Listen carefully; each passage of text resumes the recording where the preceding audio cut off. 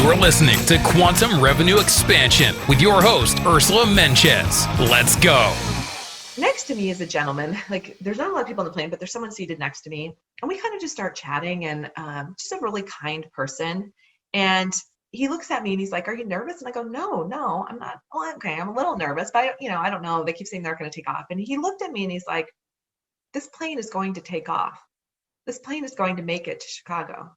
And you're going to make it wherever you need to go today." I get a little choked up when I think about it because it reminded me of the people who show up for us on our journeys. And I don't know who this guy was. Like, sometimes I think, was this an angel? Like, I don't know. I mean, he just sat next to me, and pretty soon I could tell he closed his eyes and he was praying. He was praying next to me. And then he opened his eyes and he said, just so you know, we only need 10 minutes of clear air, or for the snow to stop for 10 minutes, and this plane will take off. And he said, I just prayed about that. And I'm like, well, fantastic, right? A few minutes later, probably 10, the pilot comes on again. He says, "You're never going to believe this, but we've been cleared for takeoff.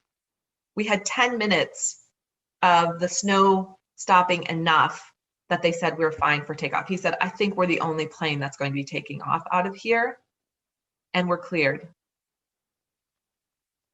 I still get goosebumps when I talk about this. The guy next to me looked at me and smiled, and he's like, "You're going to make it. Wherever you're going today, you're going to get there. Don't worry, you're going to make it."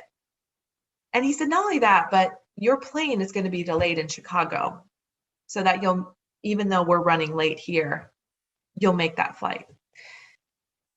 This guy was just a gem. I don't even know. I don't know. I got his name in a card. I could never find his information after that. And who he was, I still to this day I'm not really sure. What happened was, though, we landed in Chicago. We were late. My plane should have taken off. It didn't. It was delayed 30 minutes, and it wasn't delayed by the weather. It wasn't snowing in Chicago. It wasn't even raining. It was beautiful weather in Chicago. And it just had been delayed for other reasons, not because of our flight. We had like 3 people on the flight. It wasn't us, right? I don't know. So I don't know why, but I got to Chicago, and I remember just like, I was almost crying. I'm like, wow, we made it. And remember, I'm still looking for rubber duckies. I have seen none at this point.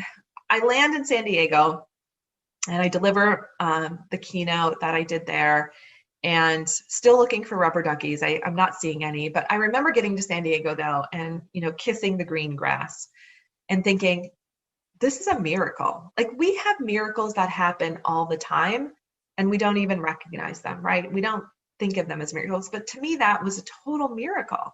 And that whole trip, I felt so, I guess you would say, divinely guided. I felt so taken care of. I felt so supported.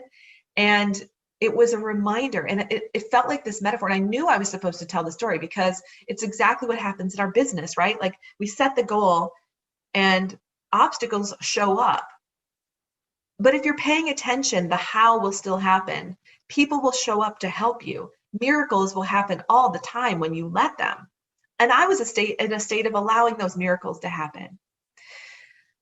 I fly back to Minnesota, and this is kind of funny. I land at the Minneapolis airport, and I've never noticed this before. And that's what happens. This is your reticular activating system, that part of your brain that when you're looking for something, you start to see it, right? And that's what happens in business too. When you set a big goal, you start to see the evidence that goal is coming to fruition. You start to see that the way is starting to unfold.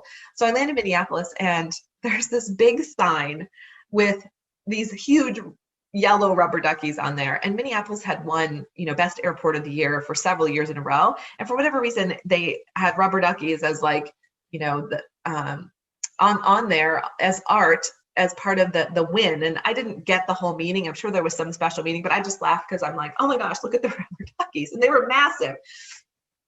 But I said to myself, no, that is not exactly what I asked for.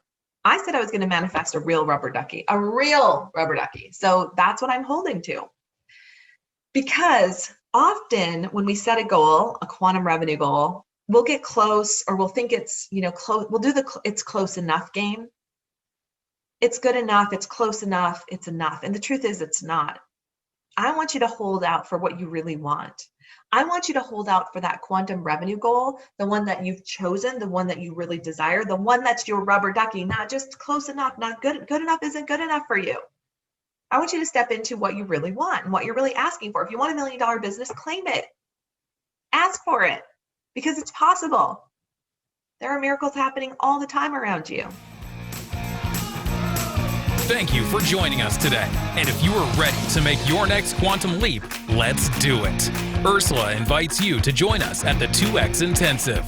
Go to salescoachnow.com/apply. Don't forget to leave us a review on your favorite podcast app.